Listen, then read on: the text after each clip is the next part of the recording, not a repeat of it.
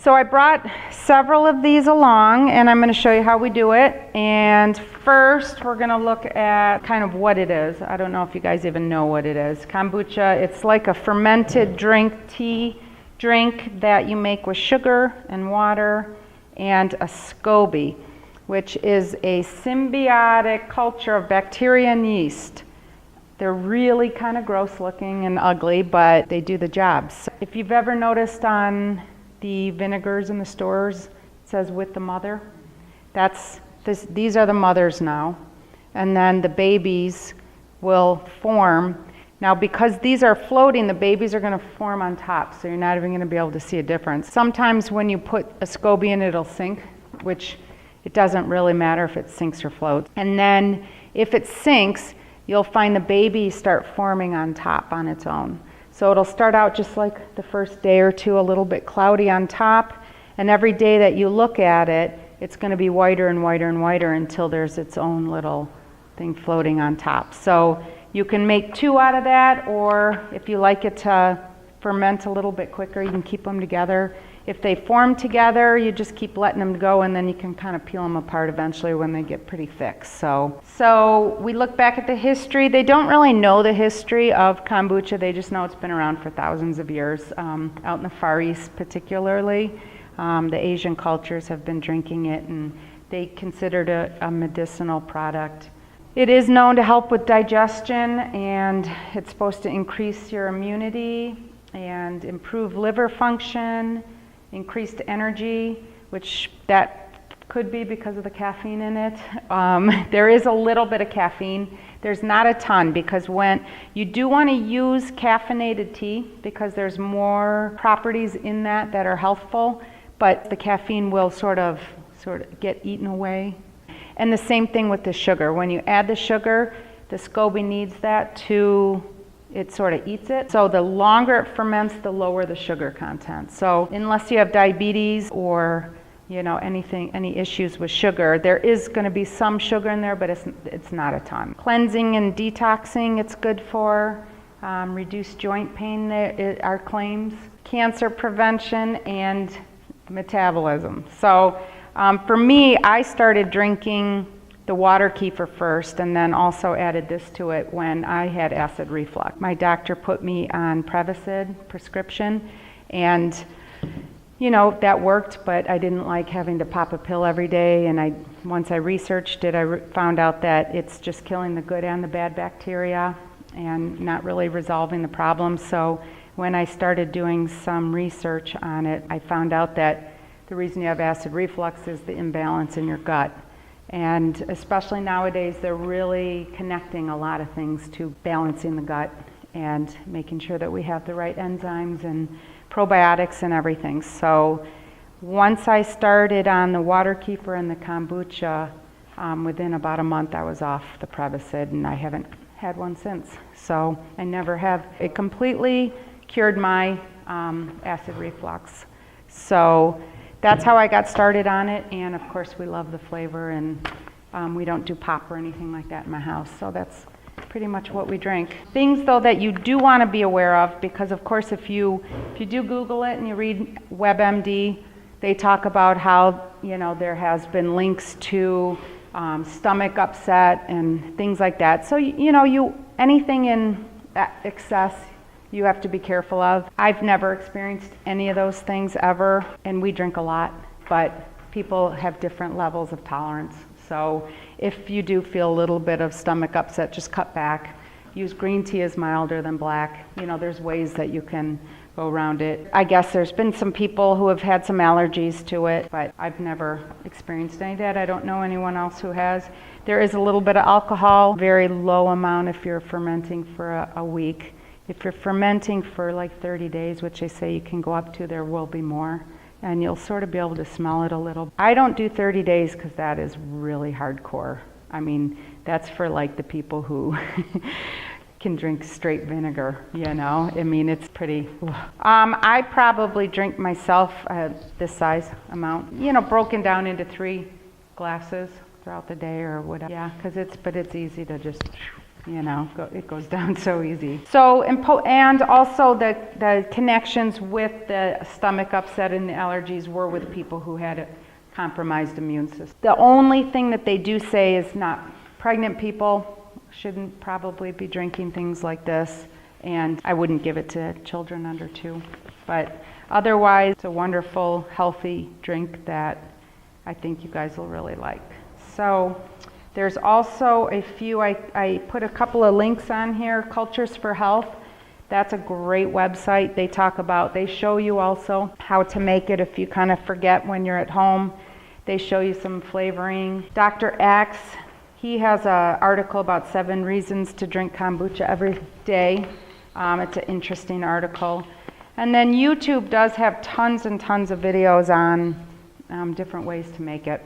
So some people like the constant brew where, you know, you have like a glass jar, you know, like those Sun Tea, and they have the little thing and they have it up there. But I've never done it that way, just because at some point, I don't know, I would think that you'd need to add more sugar. I don't know. You can, if you want to do that, you can try that. I just found this way works for me, so I haven't tried other ways. I put on the second sheet, I have our instructions, and I'm going to kind of go through it and show you what we're doing here. You do always want to make sure that you have really clean hands, because of course it is bacteria fermenting in there, so you don't want to add any other yucky bacteria. All right, what we're going to do is I'm going to strain this one, and we've got hot water. So this is how you start out. You want something to put that SCOBY into while you're straining. So I usually just use a mug or a bowl, and with very clean hands, you want to use plastic spoon, glass jars, no metal. And you take that little SCOBY out. See, he's not the prettiest thing in the world. Sea creature. Yeah, he does look like a sea creature, doesn't he? I know, it does. It's kind of, yep, I know. And then you're going to take some, and you're going to, this is the reserve tea, so you're going to pour some in there, and you're going to put that aside. I usually, because the fruit flies are just hellacious right now, I usually cover that up so that they can't get in there. And I take a strainer and plastic strainer and a funnel. You do want plastic mesh, something like that. You can use metal to strain it because you're going to be drinking it and it's not the SCOBY, but it just does better, you know, with the plastic strainer. So you've got the SCOBY out. You're just going to strain that, and you can see how fizzy it is already with the bubbles. And there is going to be like a little bit of kind of sediment in the bottom there. I usually don't keep that, but you can. It's just sort of, sometimes I use the bottom stuff to add and keep that going. So from here, I would just take that, put that on, put that in the fridge, and that's good to go. My favorite is oolong for black tea. I love the oolong tea. It's kind of a mild black tea, and it's very refreshing. We'll go over some flavoring. I just add stuff because I have that and I make so much stuff at home, but you can add, there's at Polly's, over where those nuts are in those containers, they carry candied ginger. That's a really nice flavor to add. Pull out, you know, it's just that crystallized ginger. Throw 1 or 2 of those in there because that's an added also stomach. So do you add that in after you strain it? Yep, after you strain it, you put it in the fridge.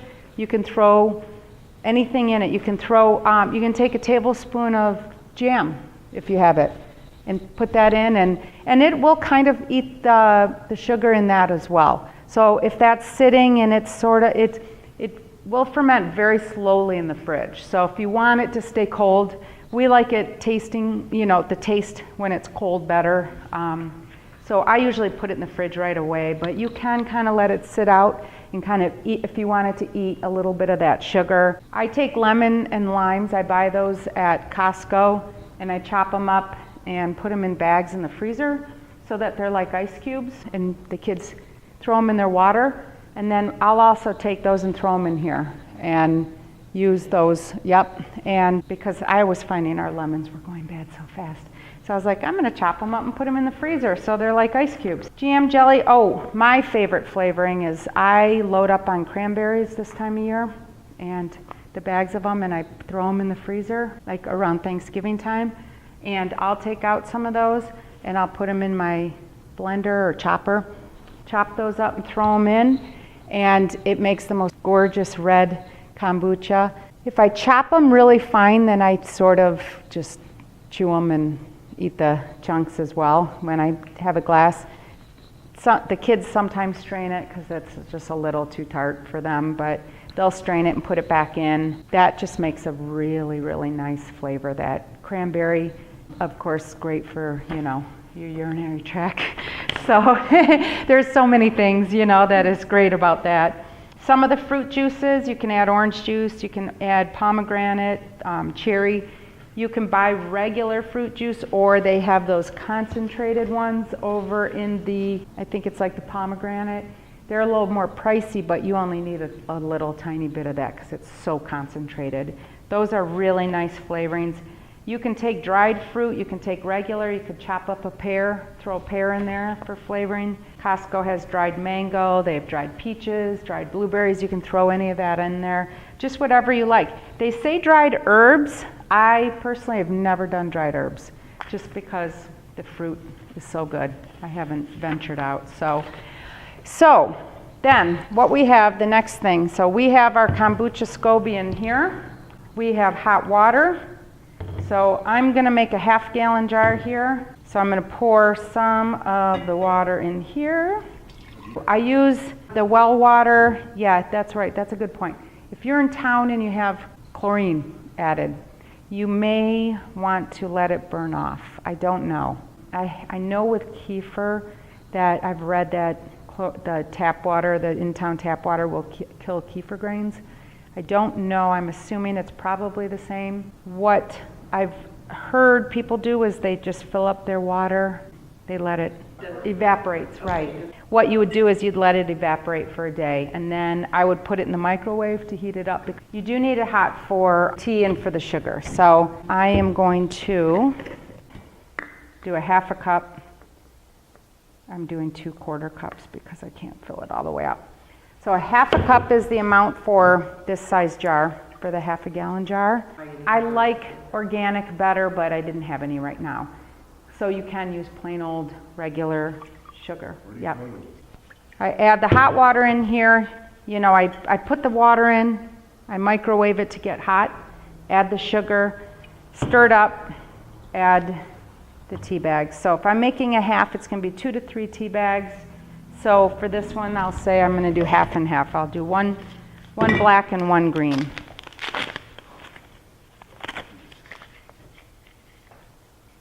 Oh no, sorry, I'm going to make that size. So I'm going to do 3 to 4. So I'll do 2 and 2.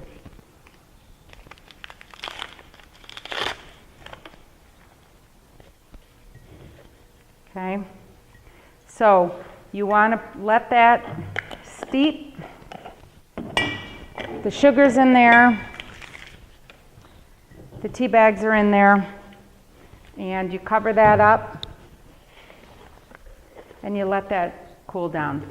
Take, you know, an hour or so. The tea bags can stay in until it's cooled down. So then I'm grabbing this one because I'm like a TV show here. And this one I made like an hour ago. So this one's all ready to go. They've been sitting in there for an hour. Squeeze them out. Okay, and you can tell because of how dark it is that it's been sitting there. And I'm going to add it to the half this size. If I were going to just make this size, I would just add a little bit of water to it. But this one I made a half a cup, so that's the amount of sugar for this size. But it would have been a 1/4 cup, and I would have just added that and then put the SCOBY right in there. But that's what I have. I'm going to take it over to the sink. I'm going to add the filtered water right here that we have. And if you're making the larger size, you don't have to let it cool all the way down to room temperature because you will be adding some cold water on top of it. But you definitely don't want it to be like hot when you put that SCOBY in. So I added about that much. Then I'm going to take the SCOBY, and usually kind of the whiter side on top is the one that likes to be upright. That's the bottom, that's the older part. So if I wanted to start two, I could actually kind of pull those two apart and take that. That's kind of like the mother right here. Take that off, and you can kind of see how this newer is white, because the darker it is, that's the older. So the white's the baby? Yep, the white is the baby. So I'm going to keep those together and just kind of let them get thicker. And then you add the reserved amount of tea. If you've forgotten, you didn't save that, you can use vinegar for the reserved tea, apple cider vinegar or white vinegar. But you want to use some of the not flavored but strained reserved tea. So then you take that and you put that on. I usually take a marker and write, what is the date today, 4th? I write 4th, and I tend to do, I'll do 2B, 2G, just so I know that was 2 black, 2 green. It kind of helps you just to kind of know what flavor you like. If you like it half and half, if you like 4 black, like in a gallon size, you can do 6 black and 2 green. You know, you can do any combination. You can do all green, you know. So then I just sit and I let that sit for minimum 5 days. You can take a straw after 5 days and taste it if you want. What I would do is I'd take a straw and I just sort of stick it down along the side and go a little below, taste it. If it's super sweet, I give it a few more days. If you're starting to taste a little vinegar, then I strain it. And by using a straw, then you're not really adding too much bacteria. You know, hopefully none from your mouth. So you do want to watch for flies, things like that. Obviously, I was saying that I had to throw out a whole SCOBY and a whole gallon of kombucha because I must have taken the top off, messed around, and an ant got in there. And when I went to strain it, there was a dead ant floating in there, and I'm like, oh. You know, they're not in direct sunlight. I don't think I would put them in direct sunlight, but I don't know if that would hurt them. But I do know that they like a warm place. I don't know if dark. I've never heard of if they need dark. Compost them, you can start more batches. So, yeah. Any other questions? So the first step is to get some of that half-gallon jars. Yeah, if you want. You can keep them going in these, but it's just not a lot, you know. So, yep. So that would be your first step is if you want to start. I mean, you could use, if you buy juice ever in a glass container, you could. Fine. I have seen YouTube videos where they use ceramic, but I've also heard that you don't want to use ceramic. So it's more expensive, and you just don't know when things are in there, what they're drawing out from that, you know. So I just always use glass. It's the safest thing. So just sort of play with it and see what works, you know, taste it and see what works. So.